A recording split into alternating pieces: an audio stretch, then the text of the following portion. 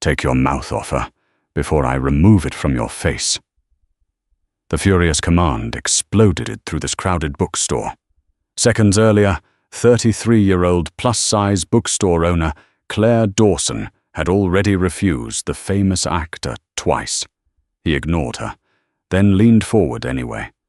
Trying to steal a kiss for a publicity stunt she had never agreed to. Claire reacted first. Her palm cracked across his face before anyone else could move.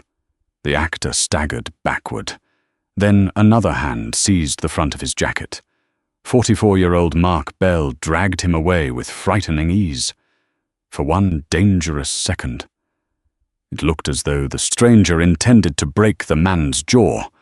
Claire immediately shoved Mark backward. "I don't need another man deciding what happens next. Breaking his face won't magically make you my hero."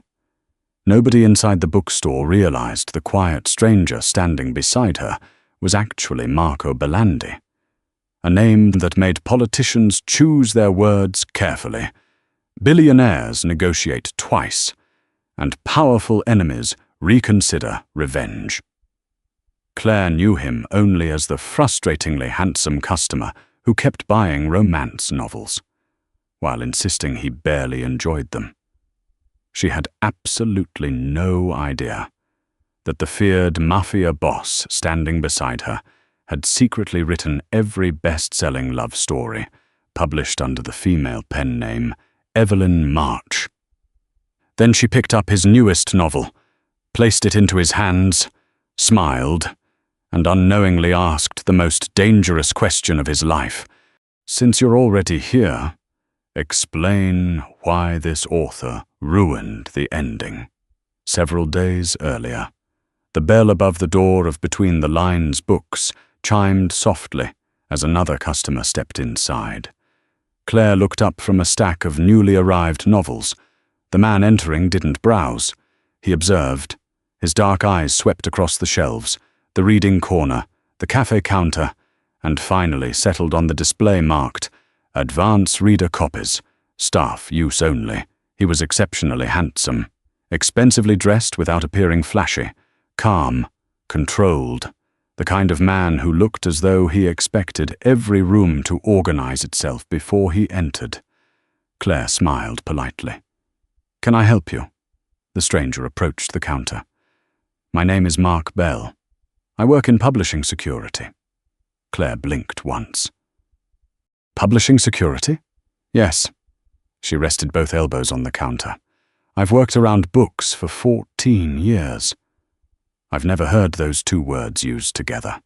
His expression remained perfectly neutral. "It exists?" "I'm sure it does." She tilted her head. "It also sounds suspiciously like a profession someone invents because the real explanation is inconvenient." For the first time, the corner of Marco Belandi's mouth almost moved. Almost. He placed a business card on the counter. "I'm investigating unauthorized access to an unpublished manuscript." Claire glanced at the card, then handed it back. "I'll need proper documentation before discussing customer information.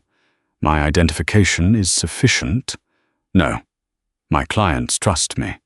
I don't hand over names because someone owns expensive business cards." Marco wasn't accustomed to hearing the word no from strangers, especially not spoken so cheerfully.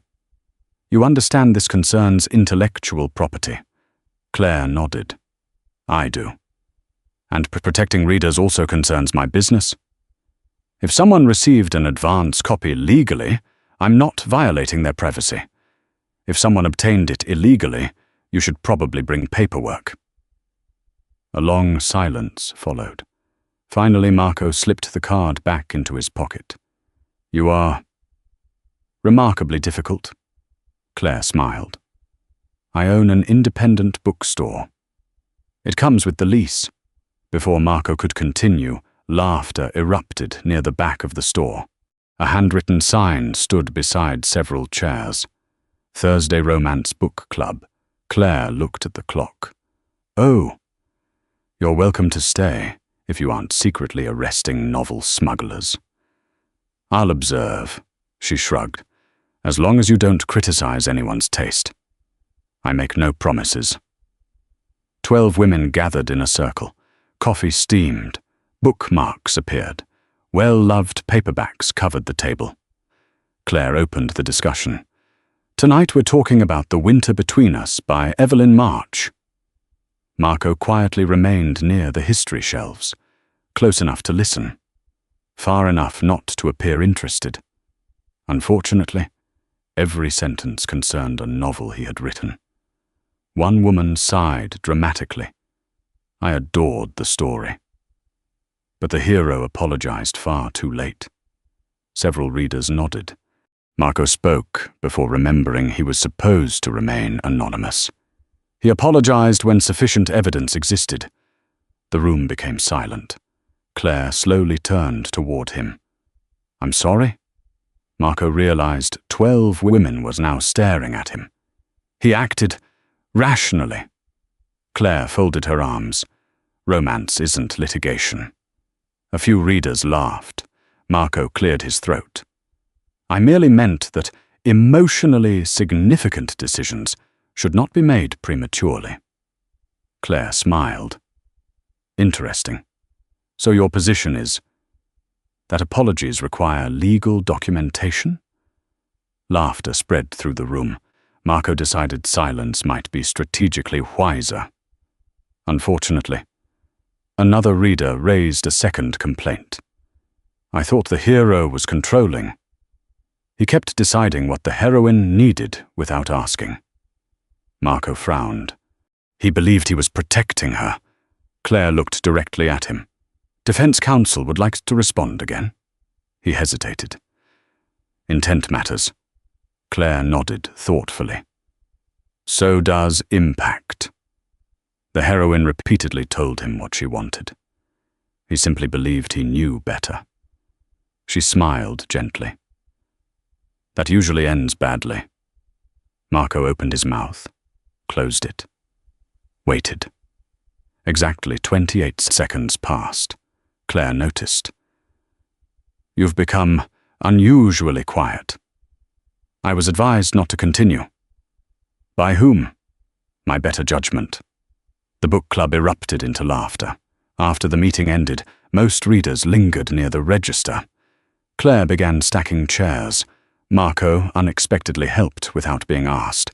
She watched him carry 3 heavy boxes with effortless precision. You know, she said, you're clearly intelligent. I've been accused. You're also obviously wealthy. He looked at her. What makes you think that? You keep checking prices. But you've never once asked how much anything costs. He offered no reply. She continued smiling. And you're strangely defensive whenever someone criticizes Evelyn March. I appreciate competent writing. You appreciate it rather personally. He picked up another stack of books. I've read several. Claire laughed. I was going to ask whether you're secretly married to Evelyn March. Marco nearly dropped the books. She blinked. That was a stronger reaction than expected. It was hypothetical. So was your panic. He looked away. I assure you, I have no relationship with the author. Technically, it wasn't a lie. As Marco prepared to leave, Claire called after him. Mr. Publishing Security. He stopped. If you're looking for the manuscript leak, you're welcome to come back. He turned. Because I might discover something? She smiled warmly. No. Because you desperately need hobbies. And apparently, arguing with romance readers is the closest thing you currently have. Marco stared at her for a second. Nobody had spoken to him that way in years. No fear, no careful politeness, no calculation, just effortless honesty. As he walked toward the door, Marcus's earlier warning echoed in his mind. Remember why you're investigating the leak.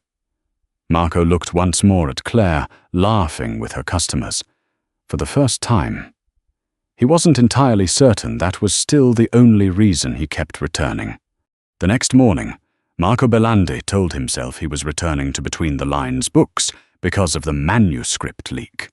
It sounded logical. Advance reading copies had passed through independent bookstores.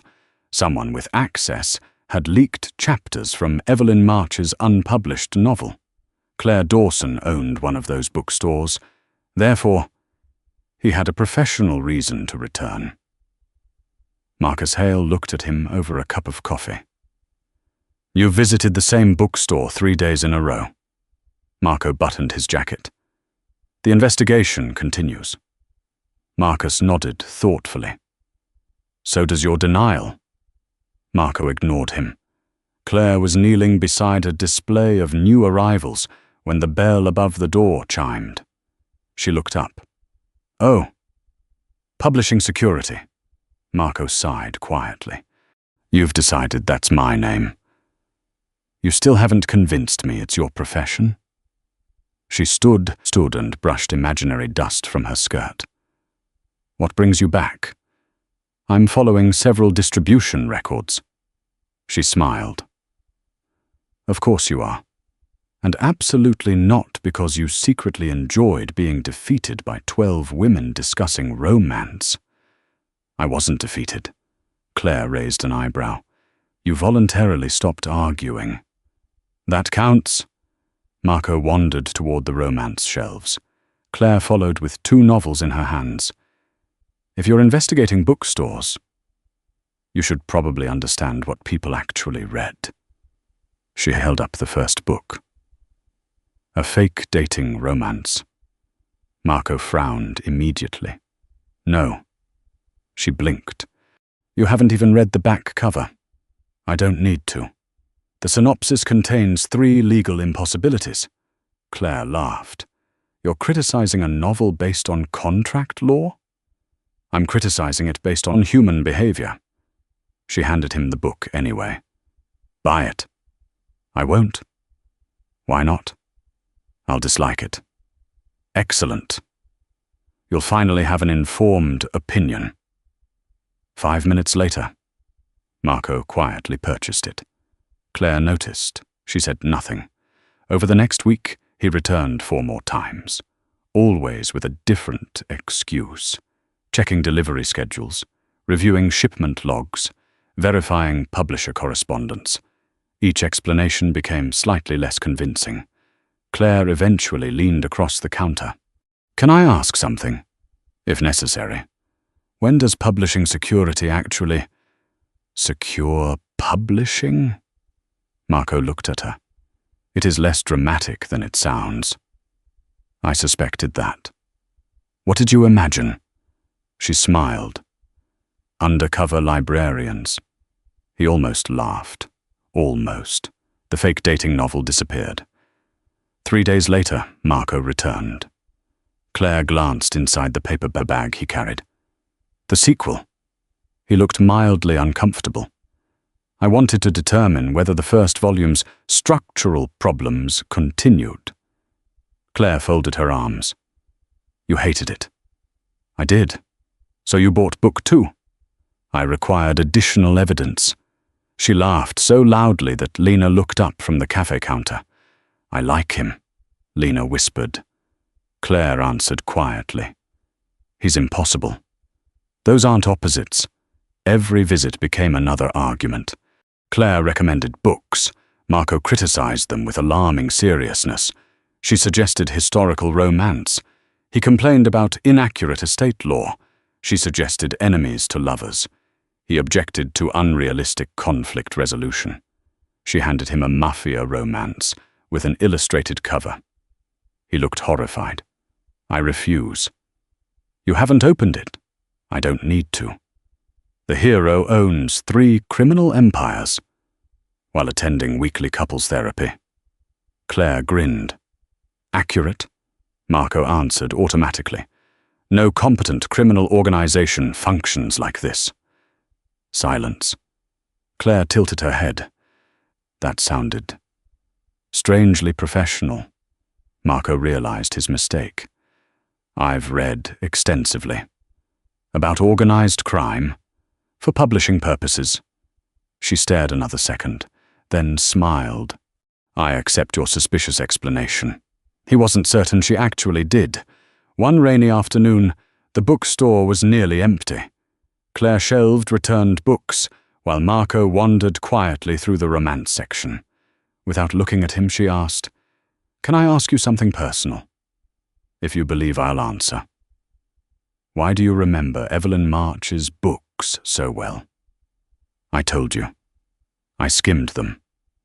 Claire reached for a paperback without turning around. "What happened on page 214 of The Winter Between Us?" Marco answered immediately. The heroine discovers the unopened letter behind the fireplace and realizes her father never abandoned her. Claire slowly lowered the book, then looked directly at him. "You skim aggressively." For the first time in years, Marco Belandi had no prepared response. That evening, the conversation shifted. Claire carried 2 mugs of coffee to the reading corner. "You've spent an extraordinary amount of time criticizing romance novels." She handed him 1 mug. "So tell me, why keep reading them?" Marco looked down at the cup. "They're—" He searched carefully. "Optimistic." Claire smiled. "I didn't expect that answer." "What did you expect?" "Poorly researched." He almost smiled again. A comfortable silence settled between them. Finally, Claire picked up one of Evelyn March's older novels. "This one changed my life." Marco looked at the cover. He remembered writing every chapter beside his mother's hospital bed. Claire opened to a page she had clearly read dozens of times. "My favorite line," she read softly. "Being loved should never require becoming easier to hide." She closed the book. "My former boyfriend loved me. I never doubted that. But once his career became successful, I somehow stopped appearing beside him." Marco listened without interruption. He always had reasons. Important clients, corporate dinners, professional image. She smiled sadly. "I finally realized something. Private affection can feel genuine until public embarrassment begins making all the decisions." Marco stared at the bookshelf behind her. That sentence had come from his own life.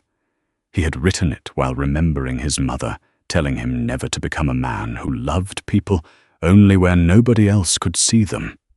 And now, a woman sitting across from him was quietly explaining how those words had given her the courage to leave. "What?" Claire asked gently. "You look different." Marco swallowed. "I was thinking." "About?" "Nothing important." It was the biggest lie he had told all week. Closing time arrived. Lena waved goodbye and disappeared into the rain. Only Claire and Marco remained. She locked the front door. The bookstore became wonderfully quiet. They stood together beside the front window, watching rain slide across the glass. Claire looked toward him. "You know, I've enjoyed arguing with you. I noticed. I think you secretly enjoy it, too." Marco answered honestly. "I do." She smiled. "So, would you like to have dinner sometime?" The question surprised both of them. Marco looked at her. He wanted to say yes. More than yes. He wanted to tell her everything. That he wasn't Mark Bell. That he wasn't in publishing security. That he had written every Evelyn March novel on the shelves surrounding them. Instead, he remained silent. Claire's smile faded slightly. "Is something wrong?" Marco finally answered. "You don't know enough about me." She stepped closer. "Then fix that." He looked into her eyes. "I will." He meant it. Completely. But as his phone vibrated with another encrypted message about the manuscript leak, Marco made the same mistake he had made for 12 years. He chose one more day of secrecy. One more conversation built on an incomplete truth. And neither of them realized that decision would soon cost far more than his anonymous pen name. Saturday afternoon was supposed to be simple. The publisher of Evelyn March's newest novel had organized a promotional event at Between the Lines Books.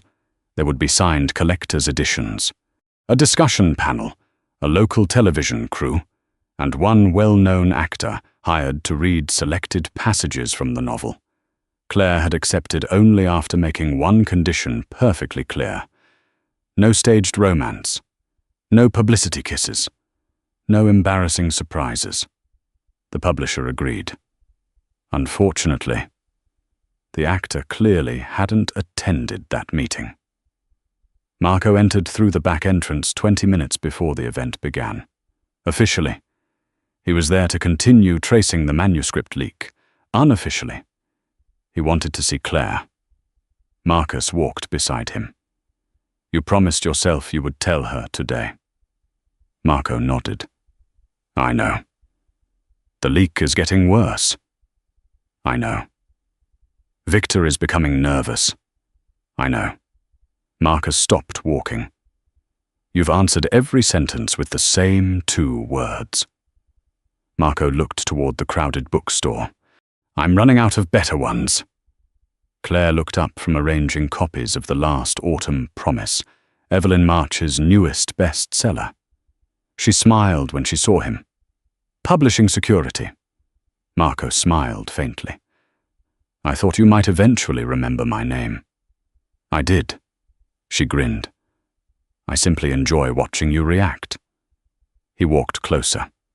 "I owe you an explanation." "You do?" She tilted her head. "After the event?" He hesitated. "After the event." She nodded. "Good. I was beginning to think you enjoyed mystery a little too much." If only she knew. The event began. Nearly 80 readers filled the bookstore. Lena welcomed everyone. The actor, Adrian West, stepped onto the small stage wearing an expensive smile and far too much confidence. He opened with dramatic enthusiasm. "Evelyn March always reminds us that true love belongs to bold people." Claire applauded politely. Marco remained near the back, listening, watching, searching for anyone paying suspicious attention to the unpublished display copies. Instead, his attention kept returning to Claire. Halfway through the discussion, Adrian wandered off the stage, completely unscripted. He approached Claire with theatrical confidence. "I think our audience deserves something memorable." Claire smiled politely. "What did you have in mind?" He leaned closer. "A kiss." Her smile disappeared. "No." He laughed as though she was joking. "I'm serious." "So am I." The audience shifted uneasily. Television cameras continued recording. Adrian spread his arms dramatically. "Come on. It'll sell books." Claire stepped backward. "I said no." Several people expected the moment to end. Instead, Adrian suddenly caught her arm, then leaned forward, trying to kiss her anyway. Before he reached her, Claire slapped him. The sound cracked through the bookstore. Gasps filled the room. Adrian staggered backward in disbelief. "You hit me?" "I warned you." He stepped toward her again. Then another hand seized the front of his jacket. "Marco." His voice remained frighteningly calm. "Take your mouth off her, or before I remove it from your face." With one powerful movement, he dragged Adrian away from Claire. The actor stumbled into a display table, sending stacks of novels onto the floor. The room fell completely silent. Claire didn't freeze. She immediately stepped between both men. She shoved Marco backward with surprising force. "Enough." He looked at her. "He assaulted you." "I noticed. So move." "No." She pointed at Adrian first. You ignored my answer." Then she turned toward Marco. "And breaking his jaw won't magically make you my hero." Marco's fists remained clenched for several seconds. He genuinely considered ignoring her. Then, slowly, he stepped back. The bookstore exhaled. Security removed Adrian from the building. The television crew stopped filming. Customers gradually settled again. Lena whispered, "Well." That escalated. Claire rubbed her forehead. "I'm going to need stronger coffee." Marco quietly helped restack the fallen books. Neither spoke for several minutes. Finally, Claire picked up a copy of The Last Autumn Promise. She handed it to him. "Since you're already here," he accepted it automatically. "Explain why this author ruined the ending." Marco stared at his own novel, his own words, his own cover. Without realizing it, he had just been asked to defend himself. Again. Claire folded her arms. "The ending feels dishonest." Marco looked up. "Why?"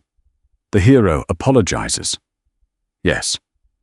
But he apologizes after the truth becomes unavoidable." Marco answered immediately. "He was protecting people." Claire sighed. "There you go again." "What?" "You defend fictional men. Like they're your relatives." Several nearby customers laughed. Marco ignored them. He feared losing everything. Claire nodded. So he lied. He delayed. He concealed. He decided other people couldn't handle the truth. She looked directly into his eyes. "That's still lying."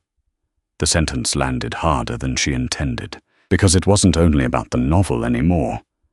Marco lowered his voice. "What if telling the truth changes everything?" Claire smiled gently. "It always does. Sometimes people leave. Sometimes. What if the risk is too great?" She shook her head. "Then you aren't protecting the relationship. You're protecting your control over it." Marco said nothing. He couldn't. Because every word she spoke felt painfully accurate. He tried one final defense. "The hero waited until the timing was right." Claire laughed softly. "No. He waited until he ran out of alternatives." Marco frowned.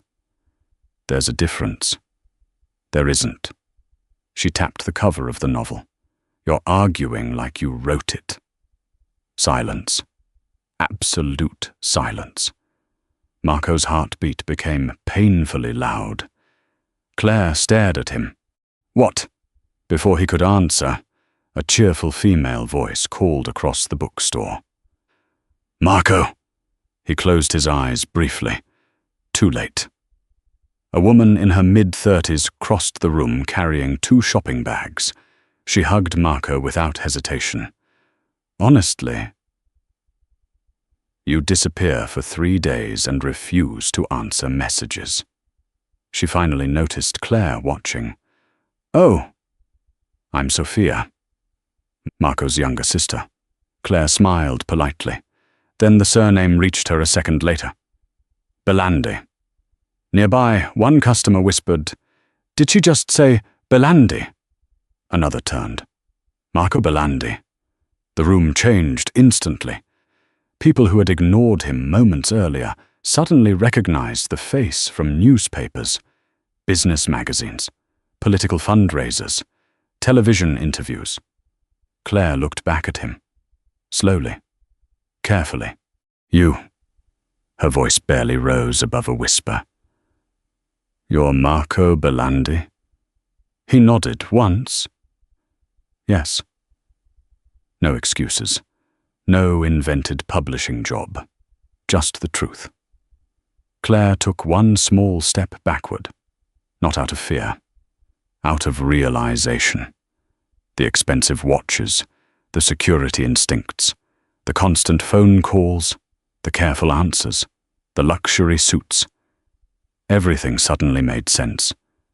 She looked at him for a long moment, then asked quietly, "The first day, I understand. You needed another name.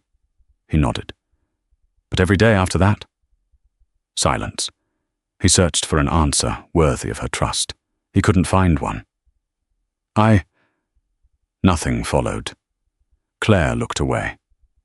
I thought so. At that exact moment, Lena's phone vibrated. She frowned, then stared at the screen. Claire! Her voice sounded strangely distant. I think you need to see this. She turned the phone around. Breaking news. Mafia Boss, Marco Belandi, exposed as best-selling romance, author Evelyn March. The article continued beneath the headline. Photographs, publishing contracts, leaked legal documents, handwritten manuscript pages. Claire felt the room spin. She looked from the phone to Marco, then to the shelves filled with Evelyn March novels she had loved for 7 years, her favorite author, the irritating customer named Mark, the feared Mafia Boss, the same man. The realization stole every remaining word from her. The news spread faster than anyone expected. Within an hour, every major network had the same headline. America's most feared mafia boss secretly wrote romance novels under the name Evelyn March. By evening, the internet had already decided it was the funniest story of the year. Marco sat in Marcus Hale's office while 3 television screens replayed the announcement. None of them discussed organized crime. None mentioned business acquisitions.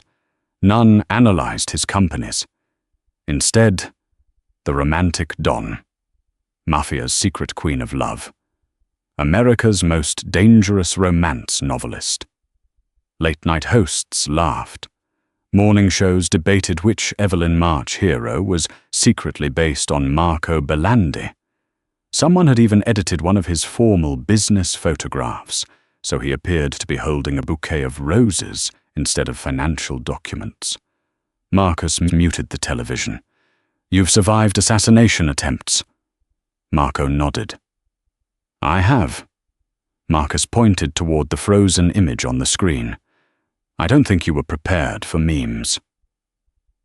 Marco looked at the photograph. No, I wasn't. The damage wasn't physical, it was psychological. Inside Belandi headquarters, executives suddenly became awkward. Several long-time captains avoided discussing the scandal entirely. Others overcompensated by pretending nothing had happened. One younger manager entered Marco's office. Good morning, boss.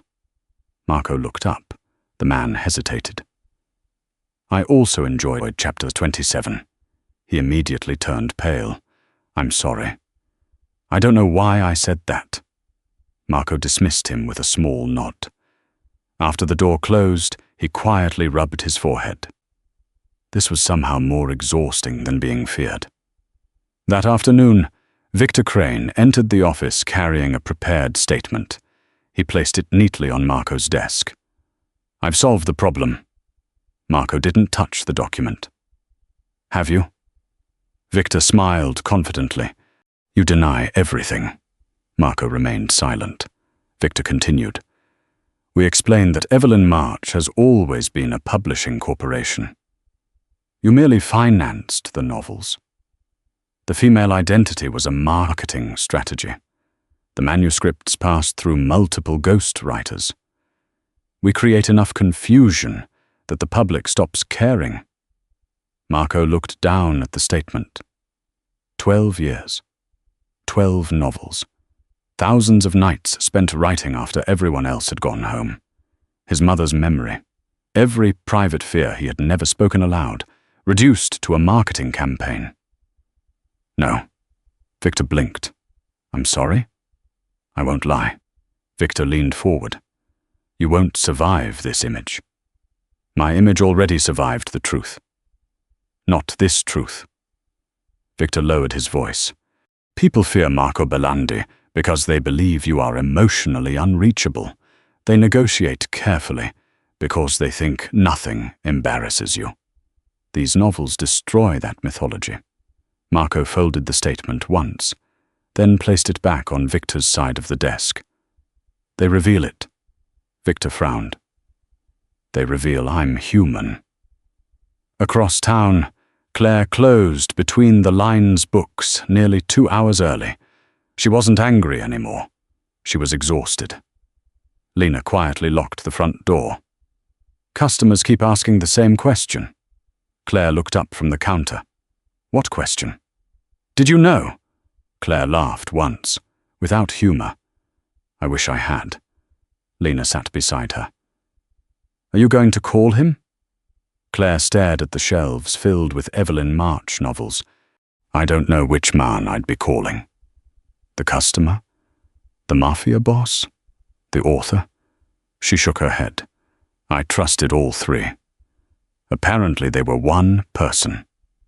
That evening, Sofia Belandi stormed into Marco's penthouse, carrying 3 paperback novels.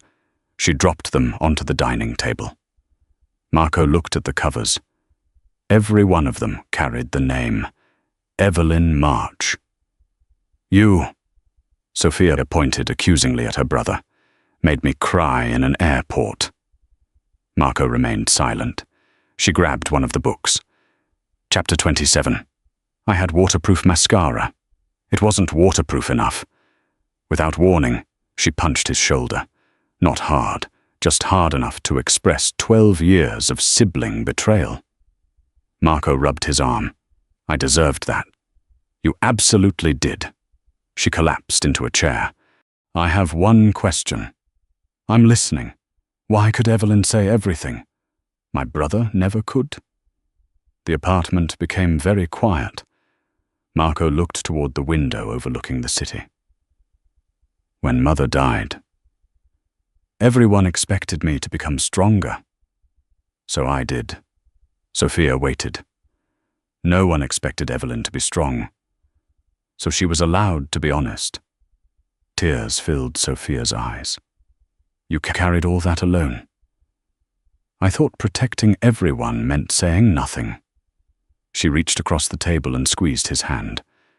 You were wrong. I know. Meanwhile, reporters gathered outside, Between the Lines books. Cameras waited across the street. Customers wanted interviews. Many assumed Claire had known Marco's secret all along. She stepped outside only once. A reporter immediately approached. Miss Dawson. Did you know Evelyn March was Marco Belandi? Claire answered honestly. No. Will you publicly support him? She looked directly at the cameras. No. The reporters looked surprised. Why not? Claire's voice remained calm. Because the truth deserves support. Secrets don't. She paused. I won't become evidence that his deception was romantic. Then she walked back inside. No further explanation. Marcus entered Marco's office later that night, carrying another folder. I've traced the earliest manuscript leaks. Marco looked up. Victor? Marcus nodded slowly. I can't prove everything yet. But every unauthorized access passed through departments under his supervision. Marco closed the folder without opening it. I trusted him. He knew that. Marcus sat opposite him. He also knew exactly what frightened you. Marco gave a bitter smile. Not losing power. Marcus nodded. Losing respect. Silence settled between them. Finally, Marcus asked, What will you do? Marco looked toward the stack of Evelyn March novels resting on the corner of his desk. For years, he had protected the pen name. Now, he had to decide whether he was still protecting the books or merely hiding behind them. Far away, Claire unlocked the bookstore one last time before going home. She walked through the empty aisles slowly. Her fingers brushed the spine of The Winter Between Us, the novel that had convinced her she deserved to be loved openly. She smiled sadly. The words were real, she whispered, even if the man wasn't. For a long moment, she wondered whether those two things could ever belong together again. 3 days after Victor Crane disappeared from Belandi headquarters under federal investigation, every major news network announced the same thing. Marco Belandi would hold a live press conference. Television commentators predicted only one outcome: a denial. Corporate lawyers expected carefully crafted legal language. Political advisors expected damage control. Victor himself, watching from his attorney's office, smiled confidently. Marco would protect the Belandi name. He always had. The conference room overflowed with reporters. Camera lights flooded the stage. Questions echoed before Marco even reached the podium. "Mr. Belandi, did you write the Evelyn March novels? Were readers deliberately deceived? Will you deny the leaked documents?" Marco placed a thin folder on the podium, then looked calmly across the room. "I will answer the first question." Silence settled immediately. "Evelyn March," he paused only once, "is me. No elaborate speech, no legal maneuver, no attempt to soften the truth. I wrote every novel. I wrote every chapter. I wrote every dedication. I hid behind the name, and no one else is responsible for that decision." The room exploded with questions. A reporter stood first. "Does writing romance make you less dangerous?" Marco answered without hesitation. "No. It simply proves tenderness and strength are capable of existing inside the same person." Another reporter raised her hand. "Why publish under a woman's name?" Marco nodded thoughtfully. When the first manuscript was finished, "My publisher believed readers would reject romance written by an unknown man connected to the Belandi family. The pen name opened a door. Later, anonymity became freedom. Freedom became habit. And habit slowly became fear." He looked directly into the cameras. "At some point, I stopped protecting the books. I began protecting myself from being known." Questions continued for nearly an hour. One journalist asked, "Do you regret the deception?" Marco answered honestly, "I regret the people who paid the price for it." He didn't mention Claire's name. Not once. When another reporter specifically asked whether the famous bookstore owner had known his identity, Marco shook his head. "Claire Dawson knew only the man I allowed her to know. That was unfair. The responsibility is mine. No excuses, no explanations disguised as apologies. Only ownership." 2 floors above the press room, Marcus watched Victor's final access records appear on a projection screen. The investigation had uncovered everything: unauthorized manuscript downloads, private publishing contracts copied without permission, internal communication deliberately redirected, leaked draft chapters sent anonymously to entertainment media. Every trail ended in Victor's office. Federal investigators quietly escorted him from the building. Victor stopped once beside Marcus. "You really think vulnerability makes him stronger?" Marcus smiled faintly. "No. I think honesty does." Victor said nothing more. The scandal changed almost overnight. Not because everyone suddenly admired Marco. Many still mocked him. Many still questioned him. Some readers even admitted they felt betrayed. Marco accepted every criticism. He no longer tried to control which opinions survived. For the first time in his life, he allowed disagreement to exist without treating it as a threat. Claire watched the entire press conference alone inside Between the Lines books after closing. When the broadcast ended, Lena quietly asked, "What are you thinking?" Claire remained silent for a long moment. "He's finally telling the truth." Lena smiled hopefully. "So you'll call him?" Claire gently shook her head. "No. He didn't tell the truth. So I'd come back. He told it because it was finally the right thing to do. She closed the television. If we ever speak again, that needs to be enough. Several weeks passed. Marco never appeared at the bookstore. No flowers arrived. No anonymous gifts. No charitable donations made in Claire's name. No security teams followed her home. No interviews mentioned her.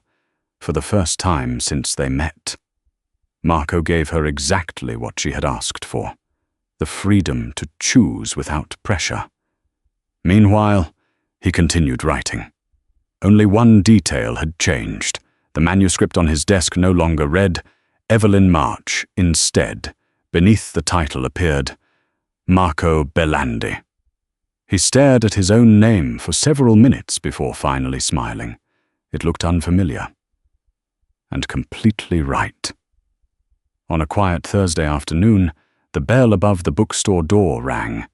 Claire looked up automatically. Marco stood just inside the entrance. No security. No entourage. No expensive performance. Just a man carrying a single manuscript. Customers recognized him immediately. Whispers spread through the store. Claire smiled toward the gathering crowd. He's buying a book. She pointed gently toward the shelves. Please behave like civilization survived the revelation. Soft laughter rippled through the room. The customers returned to browsing. Marco walked slowly to the counter. He placed the manuscript between them. I was hoping you might read this. Claire looked at the cover. There was no title yet. Only one name. Marco Belandi. She looked back at him. Am I being asked to review this? Yes. Honestly? He smiled. Unfortunately. Claire opened the first page. Instead of chapter 1, she found a dedication. For the woman who loved my words before she knew they were mine, and demanded the truth before she would consider loving the man. She closed the manuscript immediately. That, she laughed softly, is unfairly good. Marco's eyes warmed. I have professional experience. Despite herself, Claire laughed. The laughter faded into comfortable silence. Finally she asked, Why are you here? Marco answered without looking away. Because Evelyn could write love perfectly. And Marco became very good at hiding from it. Claire nodded slowly. I still have a problem. I know. I fell for Mark. She took a careful breath. While Marco controlled everything Mark allowed me to know. He didn't argue. You're right. Mark wasn't false, but the conditions under which you knew him were incomplete because I made them incomplete. Claire studied him for several seconds. He hadn't defended the deception. He hadn't minimized it. He had simply named it. And now? She asked quietly. Marco smiled. Now you know the dangerous parts, the ridiculous parts, the books, the name, my family, my work, and the embarrassing fact that I become irrational whenever your brother hugs you. Claire couldn't help smiling. He's still my brother. I remain aware. Barely. They both laughed. Marco took one slow breath. I'd like to ask you something. Claire waited. Not forgiveness. Not another beginning. Just one dinner. As Marco Belandi. She looked toward the bookstore windows. Everyone would recognize him now. There would be photographs, rumors, attention. You realize? Everyone will know. He nodded. That is precisely the point. She smiled. I'd like dinner. Dinner lasted almost 4 hours. They talked about books, Claire's childhood, Marco's mother, publishing, family, the the bookstore, his writing. Not once did either of them pretend difficult things had never happened. When they walked outside, the evening air felt wonderfully quiet. Claire looked toward him. "I have one question." "I'm listening." "Which hero was most like you?" Marco smiled. "None." She laughed. "I don't believe that." He hesitated, then admitted, "Every man I wrote knew how to say things. I was too frightened to say myself." Claire stepped closer. "Try one." Marco Belandi had negotiated with presidents, faced hostile boardrooms, ended criminal wars, yet nothing had ever made him more nervous. "I love you." Claire smiled gently. "Good opening line." "There is more. There usually is with novelists." He looked into her eyes. "May I kiss you?" "Yes." He kissed her carefully. Not as a mafia boss, not as Evelyn March, not as Mark Bell, simply as the man she now knew completely. 9 months later, between the lines, books remained exactly where it had always been. Marco never offered to buy the bookstore, the building, exclusive publishing rights, or Claire's independence. Business became busier after customers discovered Evelyn March's connection to the store. Claire complained about the crowds, then solved the problem by hanging a handwritten sign near the entrance. "Yes, he shops here." "No, I will not tell you what he's writing. Buy something or stop blocking the door." Marco secretly loved the sign. Sophia became one of Claire's closest friends. Family dinners often ended with Sophia reading painfully romantic passages from Marco's old novels just to embarrass him. Marcus quietly renamed his legal folder "Literary Crimes Publicly Admitted" by Don Belandi. Marco declared that an unforgivable offense. Marcus disagreed. Daniel continued greeting his sister with hugs every time Marco visited. Marco no longer looked alarmed. Claire considered that remarkable emotional growth. Marco remained one of America's most feared mafia bosses. He was still strategic, still demanding, still capable of silencing a room simply by entering it. Writing romance had never made him harmless. Claire never wanted it to. Sometimes they disagreed fiercely. Sometimes she changed his mind. Sometimes he changed hers. Sometimes neither of them changed at all. Their relationship didn't survive because one person fixed the other. It survived because neither of them needed to hide anymore. Months later, during Claire's weekly romance book club, someone held up Marco's newest novel. The hero apologizes too late.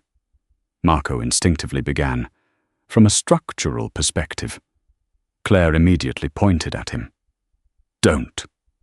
The entire room burst into laughter. Marco looked around at the smiling greeters. A year earlier, being publicly disagreed with would have irritated him. Now he lifted his coffee, smiled, and simply said, "Continue."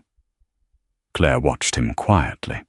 For years, Marco Belandi had hidden the most honest parts of himself behind an imaginary woman named Evelyn March, believing love was safest when nobody knew who deserved the credit.